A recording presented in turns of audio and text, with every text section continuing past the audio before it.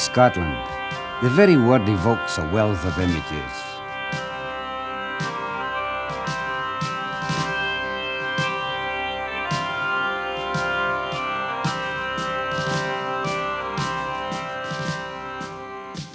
A land rich in legend and tradition, in sound and colour.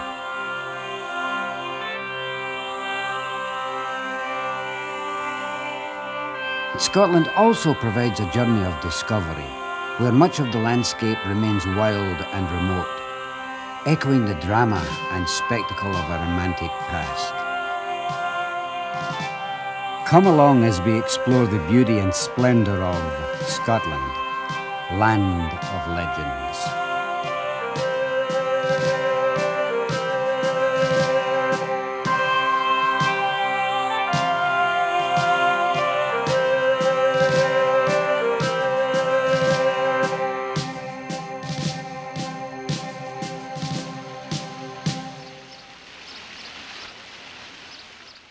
Scotland is part of the British Isles, sharing a border with England to the south. The main land mass is 275 miles long and 150 miles wide at its broadest point. Scottish territory extends to the west coast islands of the Hebrides and the Orkney and Shetland Islands to the north.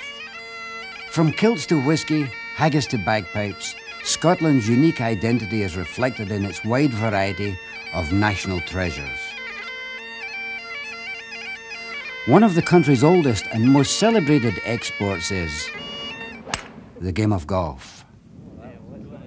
It's thought that the game of golf was started by medieval shepherds, heading sheep dung with their crooks out of boredom. Golf historian Bobby Burnett agrees. That's quite a good idea because there were sheep on the course. They were the first lawn mowers, you see. They definitely kept what fairways there were more or less cropped. And for bunkers, the sheep in bad weather, which you've met, would huddle together in some hollow, and the sand was never very far down, so the hooves would go through, and very soon you had a nicely made bunker, very, very crude, but there it was, and you had all the makings of a golf course in that kind of way. In the mid-15th century, King James II complained that the game of golf was distracting his subjects from archery practice, and was therefore a threat to the country's defence. This distraction apparently remained irresistible.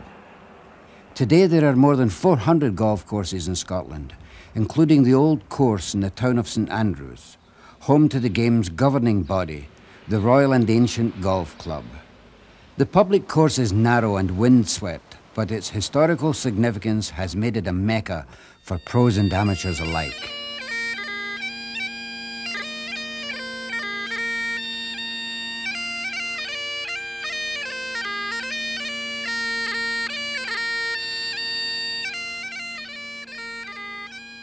So there are many European versions of bagpipe, but probably the Scots one's the most developed and perhaps the most musical one, certainly one of the noisiest. You start with a practice chanter to learn the bagpipes. Then you go from that onto a set of bagpipes, and that should last your lifetime and your son or whoever pass it down. Joe Hagan is well known in the world of bagpipes as a creator. His handmade pipes of black wood and silver are sold all over the world. Bert Rowan, who works in the shop with Joe, has taught the instrument to students of all ages. He resists the notion that piping requires physical strength. I have a pupil, a girl of 9 years of age, and she plays a full set of bagpipes. And if a bagpipe is properly reeded and in good condition, you don't have to be 6 feet tall and be built like that big tank to play it.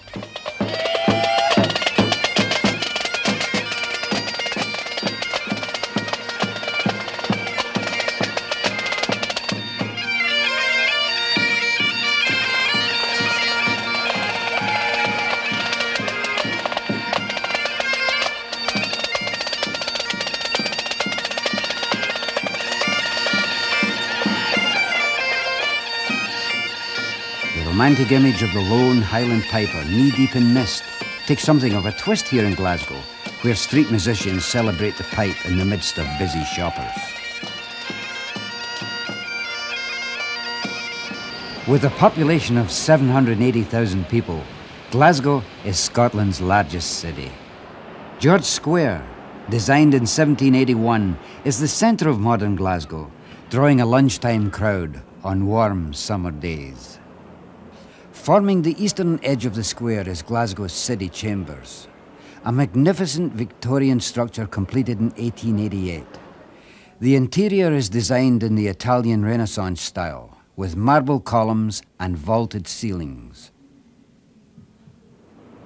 The city chambers is one of many Victorian buildings to be found in central Glasgow, a legacy from the 18th century merchants who grew rich on imports of tobacco and cotton.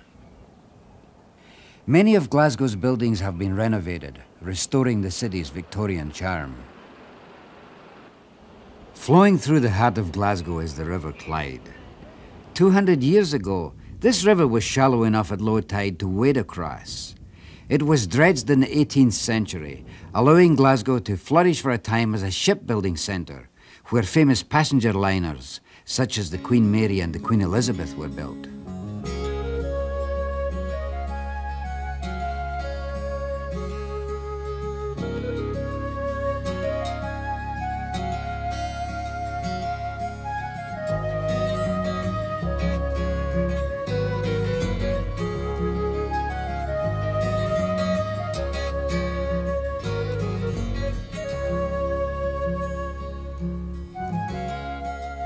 Glasgow is home to one of Scotland's most popular art museums, the Burrell Collection, which opened in 1983. The gallery houses some of the 8,500 items given to the city by Sir William Burrell, a wealthy shipping agent.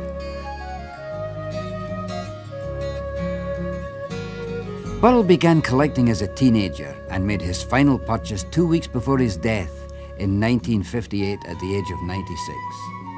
In his 80 years of collecting, Burrell always bought for enjoyment, not for investment. Curator Rosemary Watt explains.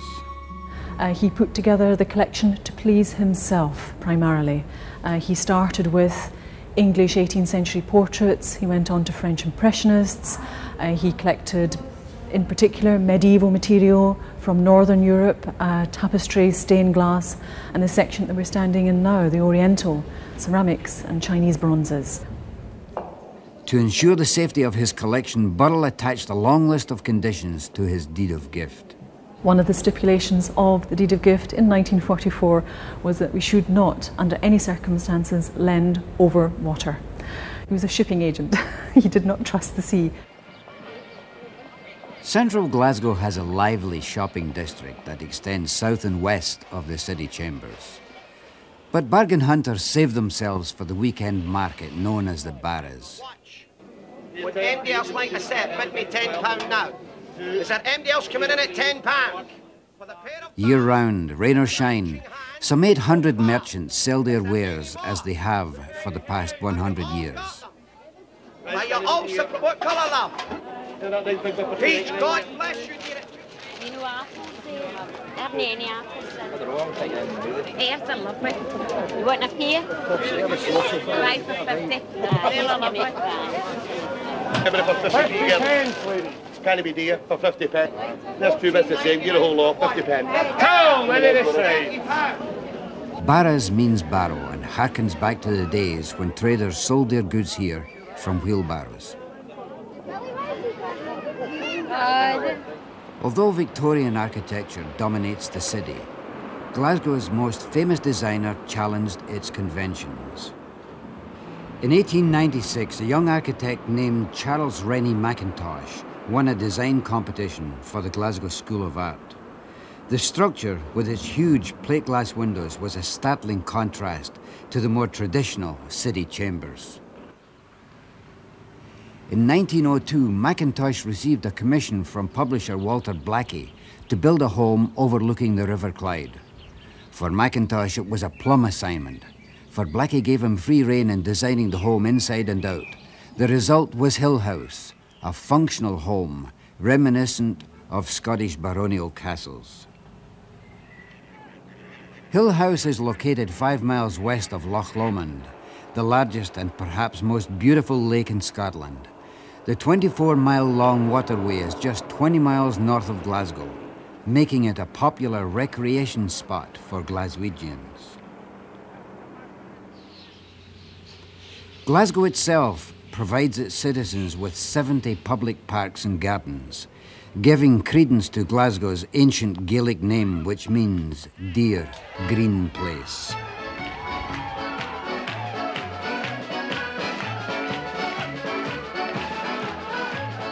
Every weekend, the Riverside Club draws a crowd of all ages for a Scottish gathering called a Ceilidh.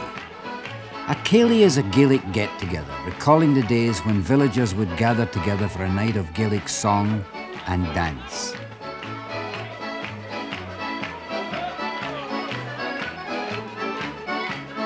The ancient Celtic language, once so prevalent along the seaboard, is barely heard today on the mainland of Scotland.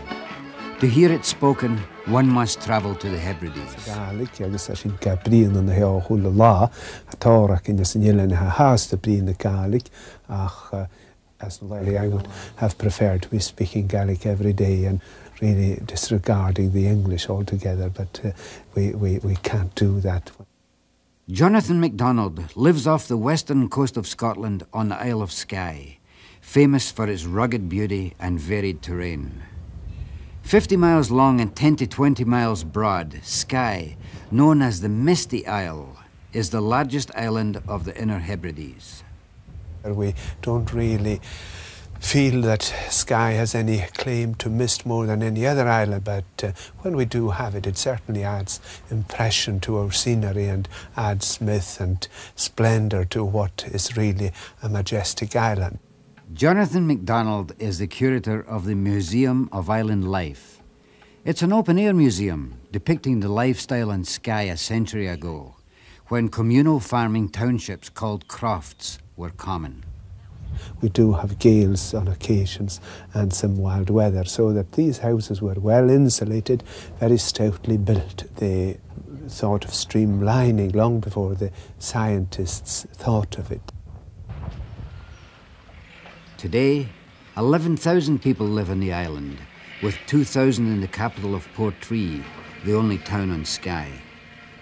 The name Portree was derived from a Gaelic term meaning King's Port. It honours James V, who came to Skye in 1540 to assert his sovereignty over the rebellious clan chiefs who called themselves Lords of the Isles. Glenfiddich Castle, a massive fortress on the west coast of Skye, continues to house the clan chief of MacLeod, as it has for 7 centuries. Clan is a Gaelic word meaning children. The Scottish clan system began in the 6th century. Landowners first began staking their territories in the isolated regions of the Highlands and the Western Isles, claiming both the land and the people living there. The landlord became the clan chief. Every person on his land bore his name and swore allegiance to him. Loyalty to the clan chief came before loyalty to the crown. The MacLeods and the MacDonalds were the 2 most powerful island clans and continued their rivalry until well into the 17th century. The island of Mull is the 3rd largest island in the Inner Hebrides, with a 300-mile coastline. Like Skye, Mull is known for its rough and rolling terrain, but also for the 10,000 red deer that wander the landscape. Lying off the southwest corner of Mull is the tiny island of Iona, just 3 miles long and 1 mile wide.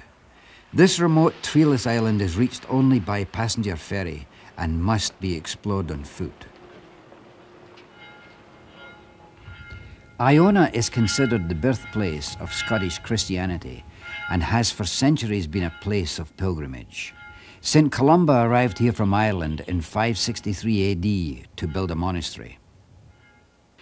The cemetery is the oldest Christian burial place in Scotland. All 48 Scottish monarchs are thought to be buried here, including Macbeth and Duncan, both made famous in the William Shakespeare play Macbeth. 90 miles off the north coast of Scotland is the island of Shetland. 350 square miles of stark, treeless terrain skirted with sheer cliffs and home to thousands of seabirds. Sprawling above the jagged coastline are the Haraldsarf ruins, one of Scotland's most important and complex archaeological sites. Beginning in the Bronze Age, this site was occupied for more than 3,000 years by various civilizations, including the Vikings. So I suppose as long as mankind has been in Shetland, they've been cutting peat here. The hills in Shetland are covered with peat, a spongy turf used as a major source of fuel. Today, peat cutting is done commercially, but many islanders, like policeman Colin Gunn, pay £2 a plot to do it the old-fashioned way. When it dries, it becomes quite hard and brittle, and it burns extremely well. Good peat from this area, I'm told, would have half the calorific value of coal. So it's quite an efficient way of gathering fuel, and the exercise is good as well. Shetland seems far removed from the world of kilts and bagpipes. The island has its own history and its own identity. Along with the world-renowned Shetland fiddler is another famous island native, the Shetland pony. Keep it straight, fella. Good girl. Hold them in. Brilliant! You're a star! Right, come on, Carrie. And Carrie. Come on, pick a stick Every up, weekend, local children take riding lessons at Helen Thompson's farm, a breeding and training centre for Shetland ponies. Helen says a pony is usually ready by age 4 to be ridden by a child. If you start them too early, they're a bit like a over-clever child. They'll take advantage of a small rider. If you wait until they're at least 4, then they're that little bit more mature and they'll settle more quickly and learn more quickly. No one's sure of the origin of the Shetland pony, but it is thought they date back at least to the 9th century. They were often used as beasts of burden, carrying peat down from the hills, but today they are bred purely for enjoyment and show.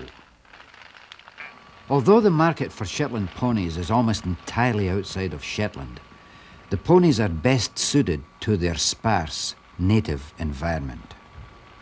They don't need an awful lot to eat. They're very good food converters. They can survive on very little. Another island native, the Shetland sheep thrives on harsh conditions and a Spartan diet. 300,000 of them cover the island, outnumbering people 12 to 1. These hardy sheep produce a fine soft wool in white, grey, black and brown that is spun into yarn at a local mill. For the past 500 years, this wool has been used to make Shetland's beautiful handmade knitwear. Lerwick is the capital of Shetland and home to 7,500 people, 1/3 of the island's population. The natural harbour has accommodated fishermen since the 17th century. 5 times a week, the overnight ferry from Lerwick travels south to Aberdeen, Scotland's 3rd largest city.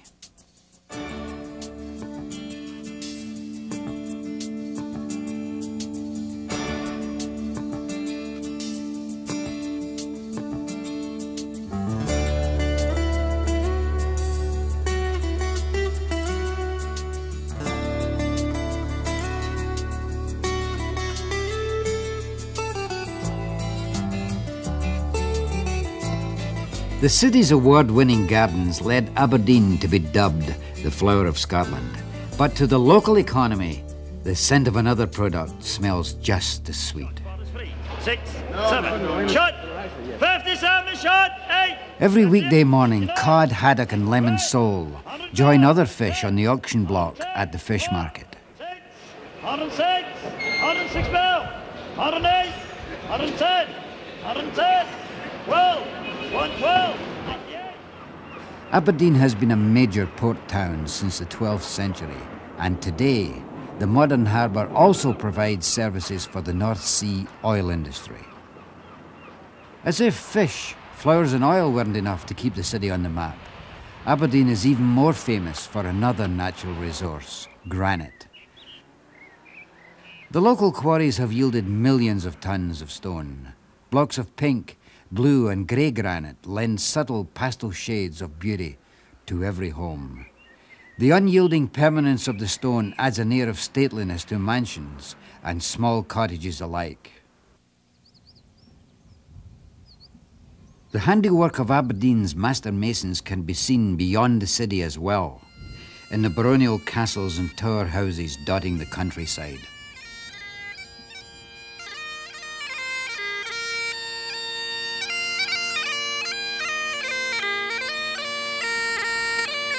Many surviving castles, such as Castle Fraser, retain the battlement style of earlier days. Although Scottish lairds of the 16th century no longer needed to live in such fortified structures, they continued to build them, mainly because stone was so plentiful. Crathy's Castle, completed in 1594, was also built of granite. The walls are 5 feet thick at the base and slope in 3 inches at the top. Although only fragments remain visible, the ceiling of the High Hall, located on the castle's ground floor, was at one time fully painted. The laird held court here, or in the long gallery which extends the full width of the top floor. Its original oak-panelled ceiling remains intact. Crathy's Castle boasts magnificent gardens. Although the flowers, fountains and walking paths are a great delight, there is a more striking feature of the castle grounds. Large yew hedges planted in 1702 frame, sculpt and even add a touch of whimsy to the garden.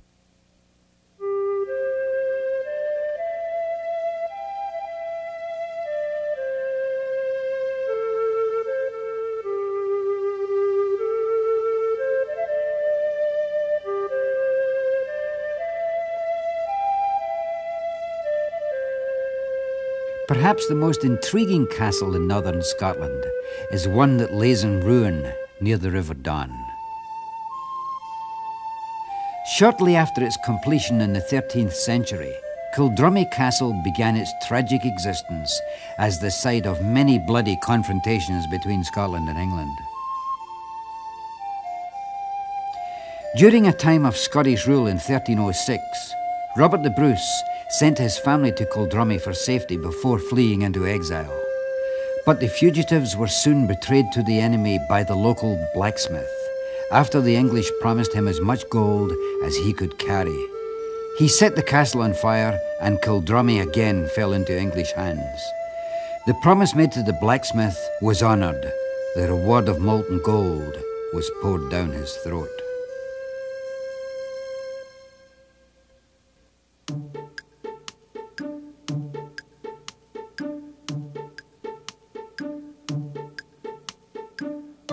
In the Speyside village of Aberlour, a family-run firm continues to create a Scottish product from a century-old recipe.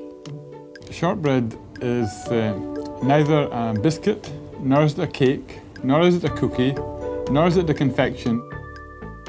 For James Walker, shortbread cannot be categorised as any other type of bakery product. It can only be defined as shortbread. Not to be confused with short cake, because short cake is a type of biscuit which is made with vegetable fat rather than butter. But shortbread is made only with pure butter, flour, sugar and salt. Since 1960, James Walker, along with his brother and sister, have been making the now famous Walker's shortbread, using the same recipe created by their grandfather in his village bakery back in 1898.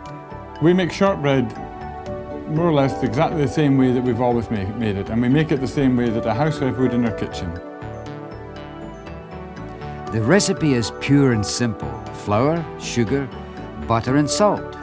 The success of the baker lies in the proportions of each and the method of preparation. You know, one of the secrets for us is the fact that all our shortbread is wrapped as soon as it's cool so that it stays very fresh and crisp until it reaches the final consumer. Walker's shortbread has come a long way since its beginnings in a small village bakery. Today the company makes 200 tons of shortbread per week and sells to more than 30 countries around the world. but the Scots retain their own special way of enjoying it. In Scotland, it's very often eaten with a glass of whiskey. Whiskey? Well, what do you say about whiskey? You should try it. Most people, if they've heard about Scotland, it's whiskey they've heard of. Cutting across the heart of the Highlands is Scotland's second longest river, the Spey, fed by mountain springs. The peaty water and crops of barley helped turn this area into one of Scotland's major malt whisky producers. I think there are 150 different malts produced in Scotland. I've tried quite a few of them. It's an excellent drink. Well, I think you'd have to sample the Scotch first of all, and then you know what we're talking about. It's very Moorish. You have one and you want more. The Glenfiddich Distillery is one of 8 malt whisky distilleries located on a 70-mile stretch of the River Spey. The company was founded in 1887 by William Grant and has stayed a family business for 5 generations. While the bottling process has been modernised over the years, Grant's traditional recipe remained unchanged. The basic process from malting through distillation takes just 6 days. But the secret of great Scotch whisky lies in the 8 years or more that it takes to mature.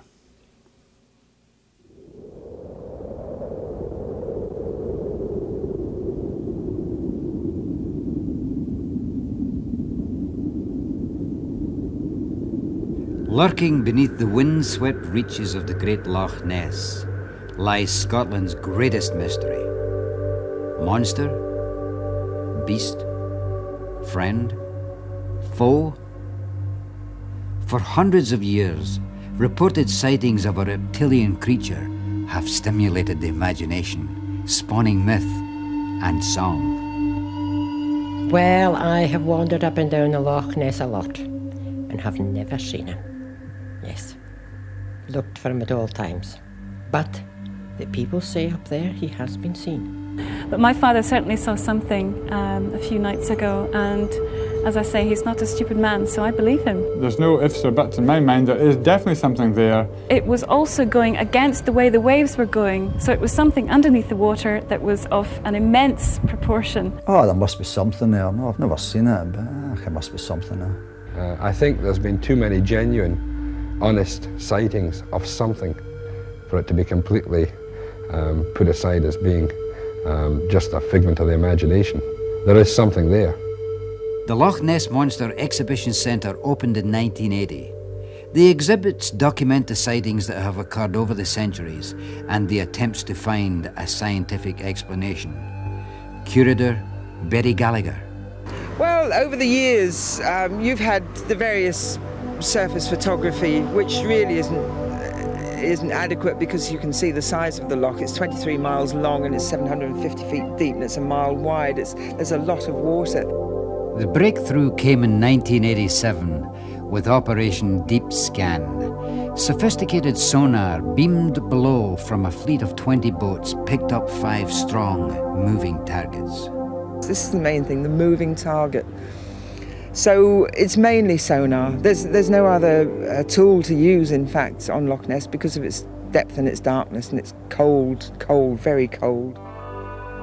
Many of the sightings have occurred near the ruins of Urquhart Castle, a 12th century fortress on a promontory overlooking Loch Ness. While most people who believe in the Loch Ness Monster feel there is one large animal, results of the sonar investigation raise the theory that as many as 10 to 15 smaller creatures may exist. We haven't had any bones found or bits found, but that's explainable as well. I can explain that so easily, so quickly, because it's so freezing cold. Anything that dies is held in suspense, goes to the bottom. There's no gaseous decomposition. The acids from the malm that's washed in from the various hills gets to work on anything soft and fleshy, and it disappears into the silt. There's no mystery about that. The real mystery for scientists is why these shy, deep-water animals would be seen on the surface at all. It may be because they're as curious about us as we are about them.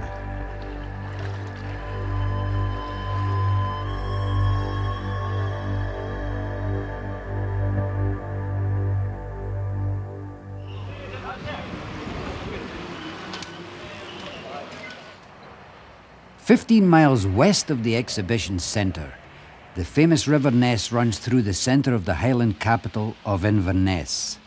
This modern town of 41,000 people suffered greatly in the past as a popular battleground of feuding Highland clans. 5 miles east of Inverness is the Culloden battlefield, site of the last battle fought on British soil. On April 16th, 1746, Prince Charles Edward Stuart, known as Bonnie Prince Charlie, and his army of Highlanders were outnumbered and defeated by the King's army of Redcoats. Bonnie Prince Charlie escaped to France, but here in the Highlands, the battle sparked the end of the clan system. For the next 36 years, the Highlanders' kilt, which they had worn into battle, was banned. The first kilts actually to be worn again after that, the proper kilt, was in 1822 when George IV came back up to Edinburgh. He was the first British monarch to come over from England, and he came over and he decided that the kilt should then be worn again in its form as we see it today. Kenneth Cairns is a kilt maker who is well versed in the proper way to wear the traditional Highland dress. These are the ghillie brogues, laced up to the front. Then you have the white hose, flashes, purely ornamental, to tie in with the colour on your main colour on your kilt. The skene dhu, which is Gaelic for black knife. This is a very dangerous weapon. It's very sharp, purely decorative again. The kilt pin, roughly 6 to 7 inches up from the salvage edge on the kilt. The sporran, just worn at a comfortable level, so that when the jacket, you never button the kilt jacket, so when the kilt jacket is open, the sporran fits just at the cut of the jacket. Each kilt is made by hand using 8 yards of material, the bulk of it in back, where 24 pleats are essential for that special Scottish swing. When you're walking along the street, and if you've got a good wiggle going, you can feel the kilt swinging. And there's nothing nicer, as far as I'm told, than watching a Scotsman walking along the street with his kilt swinging.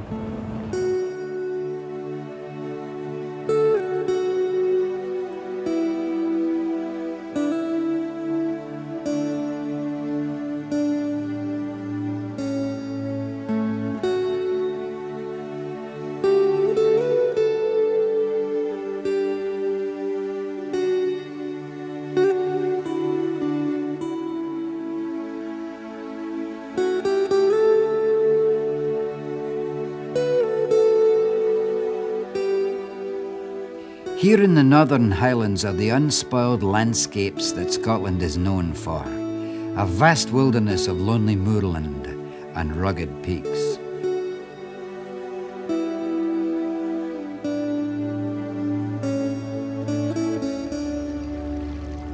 But the Highlands of Scotland continue southwest of Inverness towards Fort William and Mallaig, where the interplay of inland lakes and steep-sided hills is one of the most scenic areas in Scotland.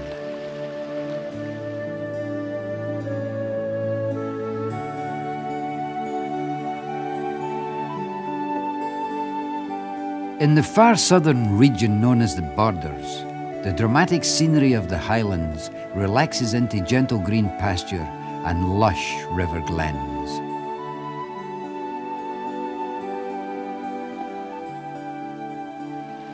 Running through the heart of the Borders is Scotland's famous fishing river, the Tweed. During the fishing season, anglers come from all over the world to fish for salmon and trout in this beautiful setting.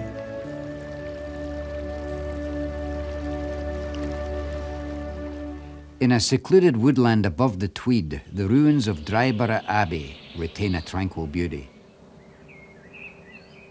The abbey is one of 4 in the area, all inhabited by monks during the 12th and 13th centuries. On the north bank of the Tweed stands the literary landmark of Abbotsford, the home of Sir Walter Scott. Scott lived at Abbotsford for the last 20 years of his life.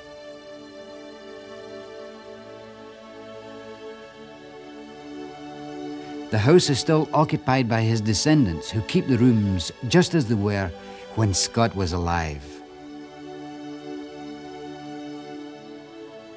Scott was an avid collector of historical relics, and his home is filled with souvenirs and mementos.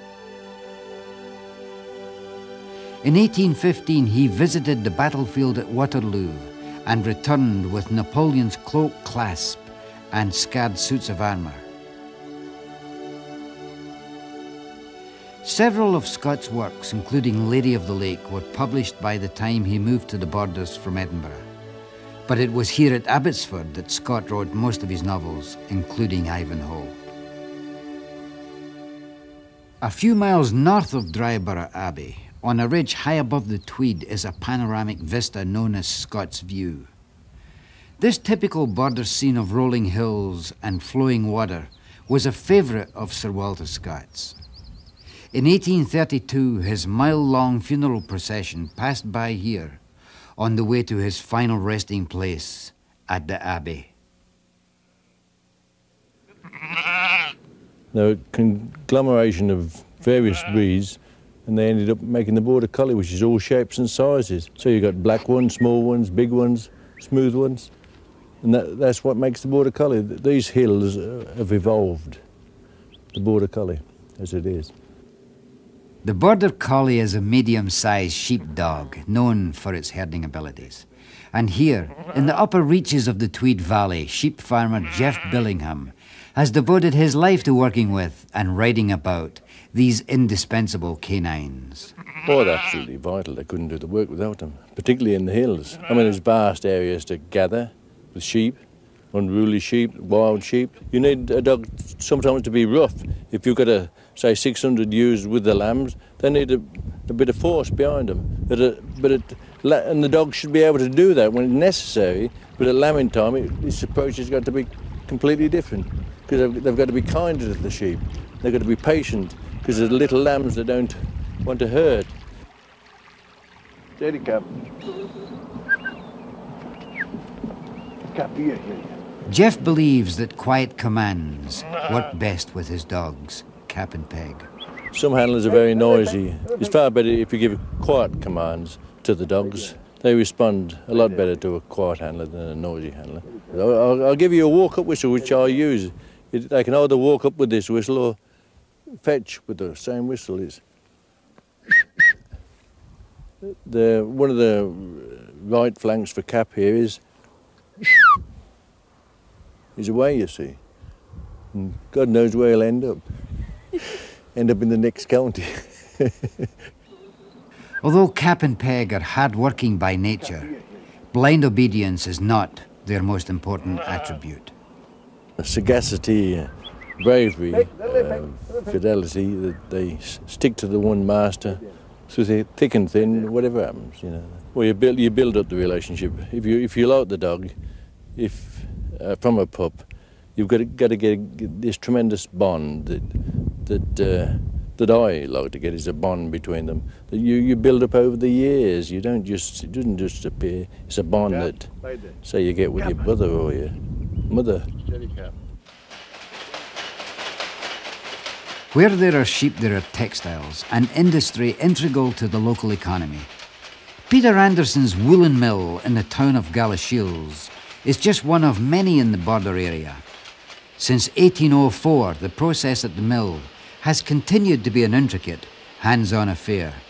If one thread breaks on the loom, the system stops until it's repaired. In the darning stage, every inch of fabric is examined by hand for any faults. The company produces the world's largest selection of wool worsted tartans, more than 700 different designs. A few miles west of Galashiels stands Traquair House, the oldest inhabited house in Scotland. The house dates mainly from the 17th century, although remnants of an ancient tower are still a part of the structure. Inside the rooms reflect 500 years of occupation by the same family. The furnishings a mix of old and new design. The 18th century library with its antique reading chair has more than 3,500 books, all non-fiction except for 2 novels, Robinson Crusoe and Pamela, Virtue Rewarded. The guest book at Traquair House includes visits by 24 members of Scottish and English royalty, including Mary Queen of Scots, who slept in the King's room with her infant son. And just what is a haggis? Well, some people would tell you it's a wee beast, or a bird, that runs around amongst the heather with 2 long legs and 2 short legs. Well, it's flocks. You know, if you see a partridge or grouse, then you see the same little coveys of haggis. They're like in coveys, you know, groups of them. And they run round the mountain that way, hence they never fall over, and that's how they're hard to catch. They don't run up and down, they run round it. Haggis is not only Scotland's national dish, it is also a somewhat humorous national treasure. And when you've got 1 long leg and 1 short leg for running clockwise round the hill, and you turn round, what do? You fall over and you roll right to the bottom. And at the bottom we've got the haggis catchers, who quickly catch them up. John McSween is actually very knowledgeable when it comes to the real story of haggis. His Edinburgh butcher's shop makes 2,000 pounds of this popular dish every day. It's Scotland's national dish, I think.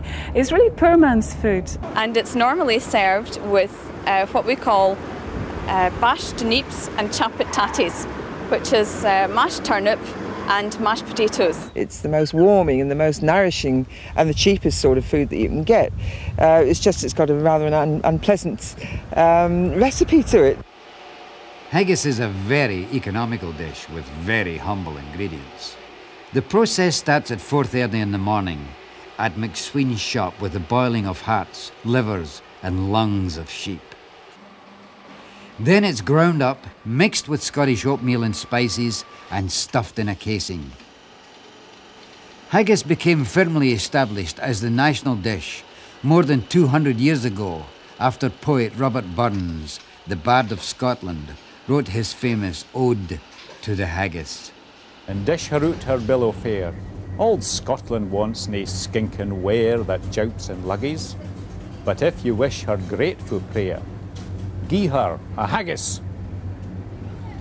John McSween says that while many countries have a dish similar to haggis, the Scots have a special way of making it their own. Some people call it haggis gravy. Some people pour it over their haggis, but everywhere you have it, it's called whiskey, Scotch whiskey. That's gorgeous. Haggis is grand with neeps and tatties. Yes. Served all together, and you sit and have that with oat cakes, maybe a glass of milk, maybe a Scotch. Scotch is better.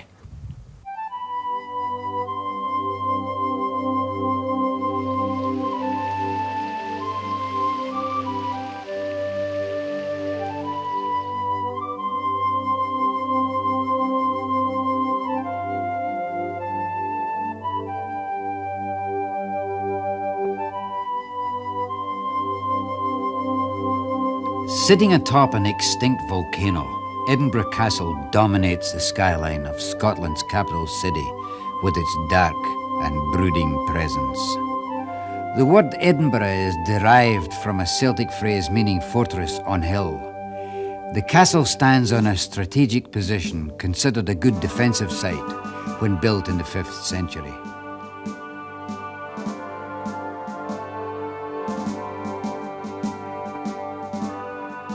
In the Crown Room, the sceptre and sword are on display, the oldest regalia in Europe. The crown was last used in 1651 for the coronation of King Charles II. The medieval banquet hall with its open timber roof was used on ceremonial occasions, including the infamous Black Dinner. In 1440, Scotland was ruled by King James II, then just 8 years old. The child's guardians, charged with protecting the throne, worried about the growing power of the Douglas clan. A royal banquet was planned, and the 14-year-old Earl of Douglas and his younger brother were invited to the castle. A black bull's head, the symbol of death, was carried into the hall, and the two young Douglases were murdered. Today, Edinburgh is a small city of nearly 500,000 people and appears to be two towns in one. The area known as Old Town extends from the castle down a long slope called the Royal Mile. Halfway down the mile is St Giles Cathedral, whose tower and crown date from the 15th century. South of St Giles is the Grassmarket area, full of quaint shops and pubs. In medieval times, this was the site of the city gallows. On Candlemaker Row, leading out of the east end of Grassmarket, sits the statue of Greyfriars Bobby, in memory of a policeman's terrier dog who watched over his master's grave for 14 years. The policeman, John Gray, was buried in 1848 in the courtyard of Greyfriars Church. To prevent the dog from being destroyed as a stray during its vigil, area residents kept him fed, and the city granted him a special collar.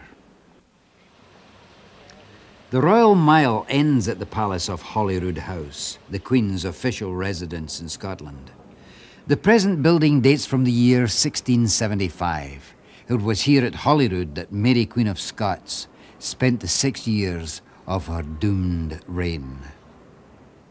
Along the Royal Mile are small alleyways called closes, appropriately named because centuries ago these were overcrowded tenements packed with residents who wished to live as close to the castle as possible for protection.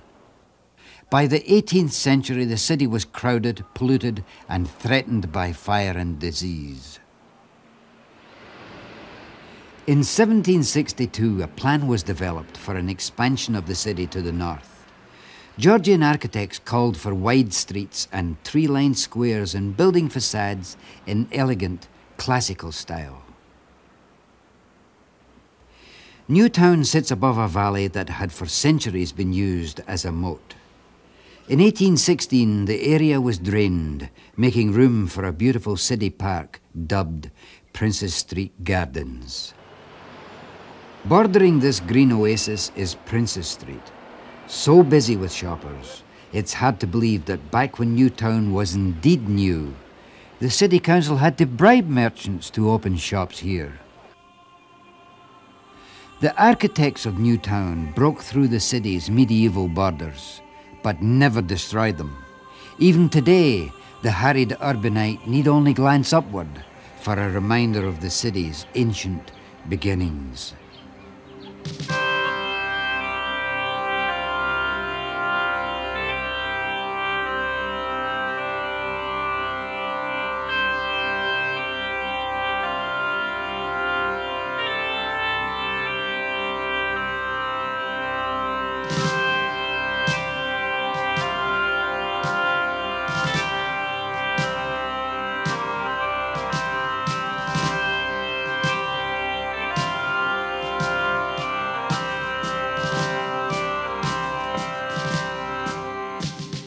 This pride of place is seen throughout Scotland.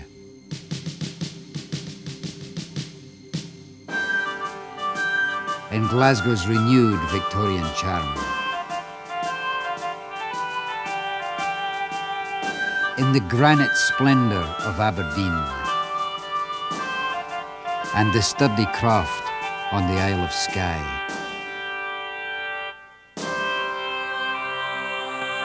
From the tranquil beauty of the River Tweed to the unlocked mysteries of Loch Ness, Scotland is a land of staid tradition and romantic splendor, a land that continues to beckon travellers to answer its call.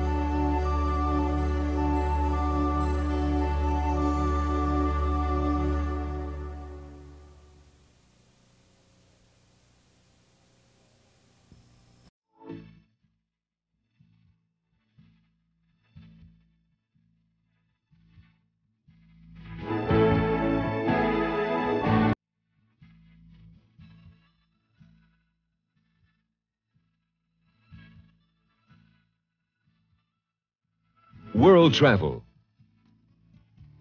filled with action, excitement, and adventure. International Video Network's video visits are your ticket to the world. These exciting video programs will whisk you away to more than 50 fascinating destinations on 6 continents. Breathtaking photography heightens the beauty and grandeur of the world's greatest cities and countries. Entertaining as well as informative, video visits are a great way to relive memorable vacations, plan your next trip, or just to satisfy your curiosity of exotic locales. From the pulsating sounds of Carnival in Rio to the peaceful serenity of Ireland's countryside, each video visit will transport you to the actual location. Video visits also feature authentic ethnic music providing insights into the different cultures of the world. Whether it be an Irish colleen singing a traditional folk song,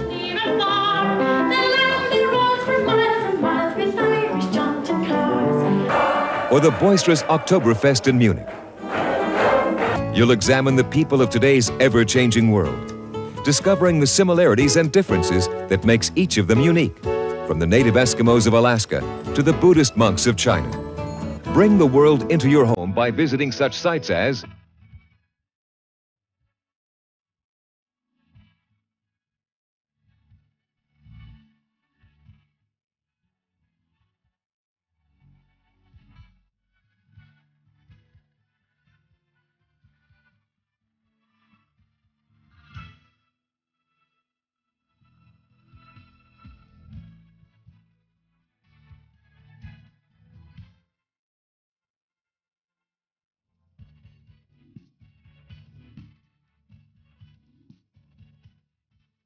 all these and many more exciting destinations are waiting to be discovered by you now.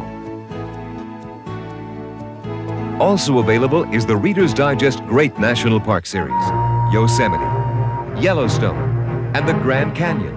Crown jewels of America's national park system are available for your viewing pleasure.